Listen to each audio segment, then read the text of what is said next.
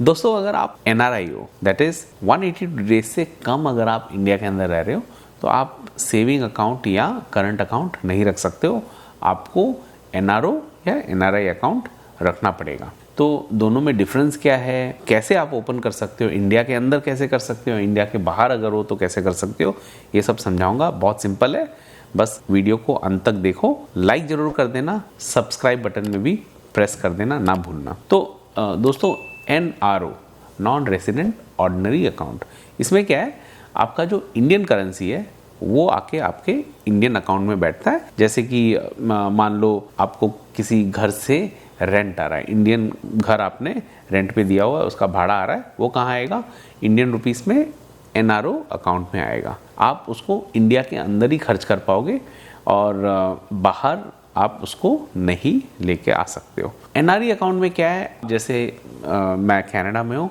तो Canadian dollar जो है उसको मैं एनआरई अकाउंट में लेके जाऊँगा और यहाँ पे जो पैसा बैठेगा इसको मैं कभी भी इंडियन करेंसी में कन्वर्ट करके यूज़ कर सकता हूँ। उसमें कन्वर्जन फ़ी वगैरह वगैरह बैंक टू बैंक डिफ़र करता है। तो ये बेसिक चीज़ है। इसके अलावा जो आप एनआरई अकाउंट में पैसा लेके आते हो उस पर कोई टैक्स नहीं लगता। फॉरेन करेंसी जो है वो अगर इंडिया के पास आता है तो बहुत अच्छी बात है, इसीलिए उस पर टैक्स नहीं लगता।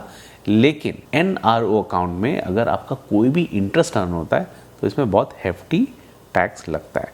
ये एक बहुत बड़ा मेजर डिफरेंस है। नाउ अगर आपको ओपन करना है तो बहुत बेसिक डॉक्यूमेंट चाहिए होता है। आपका पहला तो इंडिया पासपोर्ट चाहिए होगा, दूसरा आपका पैन कार्ड चाहिए होगा, उसके अलावा आधार पूछते हैं बैंक, और आपका जो भी फॉरेन का वीज़ा, अगर आप वर्क परमिट में हो तो आपके पासपोर्ट भी लगा रहेगा वो, उसका कॉपी। अगर आप मेरी तरह पीआर में है तो आपका सीओपीआर का कॉपी होगा, वो देना होगा, या पीआर कार्ड। और इसके अलावा एक फॉरेन कंट्री का जो एड्रेस आपका है उसका एक प्रूफ देना पड़ेगा। तो आपका जो इंडियन पासपोर्ट है उसमें इंडिया एड्रेस प्रूफ भी हो जाता है, आपका आइडेंटिफिकेशन भी हो जाता है। तो ये बेसिक डॉक्यूमेंट है जो आप बैंक को पकड़ाते हो। तो जैसे ही आप बैंक को बोलोगे मेरा सेविंग या करंट अकाउंट को कन्वर्ट करो, ये वो लोग इनिशिएट करेंगे, आपको फॉर्म देंगे, फॉर्म फिल करके साइन करोगे। बहुत बेसिक चीज़ है, आधे घंटे के अंदर हो जाता है। आप एक बार फॉर्म फिल करोगे तो आपके पास अगर डेबिट कार्ड है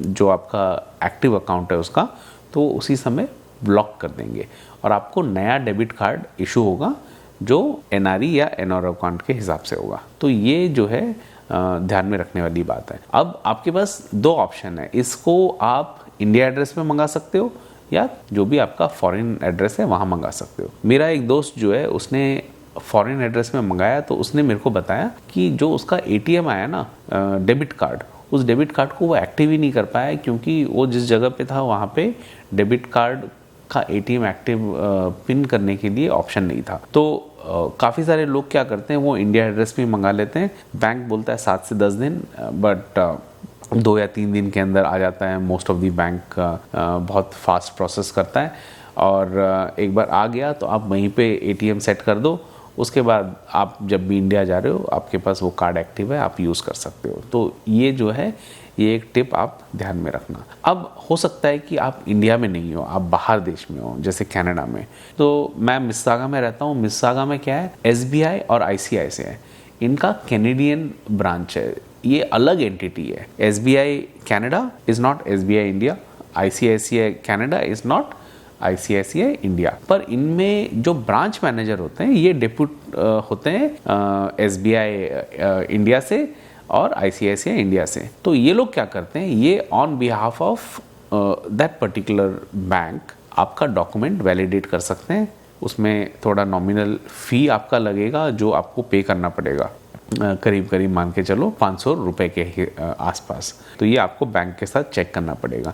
ये आप अवॉइड करते हो अगर आप इंडिया में ओपन कर रहे हो तो एक बार आपका डॉक्यूमेंट वैलिडेट होता है उसके बाद आप उस डॉक्यूमेंट को आपका कोई भी प्रिफर्ड ब्रांच जो है वहाँ पे भेजते हो और वो ब्रांच जो है आपका अकाउंट ओपन करने के बाद सेम वही प्रोसेस है। आपका जो डेबिट कार्ड है, पिन है, वो आपको फिर आपके जो फॉरेन एड्रेस है उस पर भेजते हैं। ये थोड़ा सा लंबा प्रोसेस हो जाता है, तो आप ध्यान में रखना। अगर आप इंडिया के अंदर हो तो बहुत सिंपल तरीके से हो जाता है, आप इसको इनिशिएट करके कर सकते हो। तो आई होप ये वीडियो आपको पसंद आया और भी बहुत सारे वीडियोस मैं लेके आ रहा हूँ, तो don't forget to like, share and subscribe. Thank you.